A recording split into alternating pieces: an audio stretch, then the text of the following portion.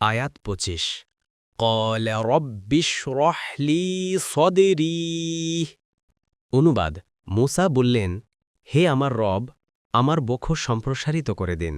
দ্বিতীয় রুকু। তাফসির ১ নং ফুটনোটের বিবরণ।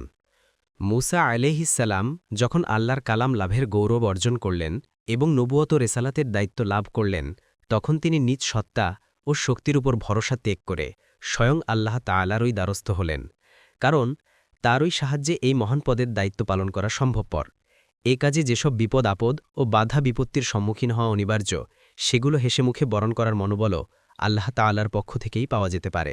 অর্থাৎ আমার মনে এই মহান দায়িত্বভার বহন করার মতো হিম্মত সৃষ্টি করে দিন, আমার উৎসাহ উদ্দীপনা বাড়িয়ে দিন, আমাকে এমন ধৈর্য দৃঢ়তা, সংযম সহনশীলতা, নির্ভীকতা ও দুর্জয়ের সংকল্প দান করুন, যা এ কাজের জন্য প্রয়োজন। ইবনু কাসির বলেন, এর কারণ তাকে আল্লাহ এমন এক গুরু দায়িত্ব দিয়ে পাঠাচ্ছেন, এমন এক লোকের কাছে যে তখনকার সময় জমিনের বুকে সবচেয়ে বেশি অহংকারী, দাম্ভিক, কুফরিতে চরম, সৈন্য সামন্ত যার অগণিত, বহু বছর থেকে তার রাজত্ব চলে আসছে, তার ক্ষমতার দম্ভে সে দাবি করে বসেছে যা আল্লাহকে চেনে না, তার প্রজারা তাকে ছাড়া আর কাউকে ইলাহ বলে মানে না। তিনি তার ঘরেই ছোটবেলায় লালিতপালিত হয়েছিলেন, তাদেরই একজনকে হত্যা করে পালিয়েছিলেন। এত কিছুর পর আবার তার কাছেই ফিরে যাচ্ছেন তাওহীদের দাওয়াত দিতে, একমাত্র আল্লাহর ইবাদতের দাওয়াত দিতে যাচ্ছেন।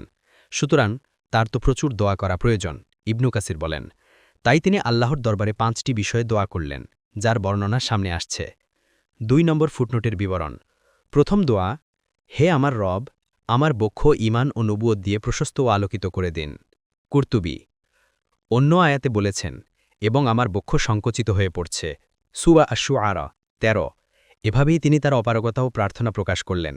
ফাতহুল কাদির অর্থাৎ অন্তরে এমন প্রশস্ততা দান করুন যেন নবুয়তের জ্ঞান বহন করার উপযোগী হয়ে যায়। ঈমানের দাওয়াত মানুষের কাছে পৌঁছানোর ক্ষেত্রে তাদের পক্ষ থেকে যে কটু কথা শুনতে হয়, তা সহ্য করাও এর অন্তর্ভুক্ত।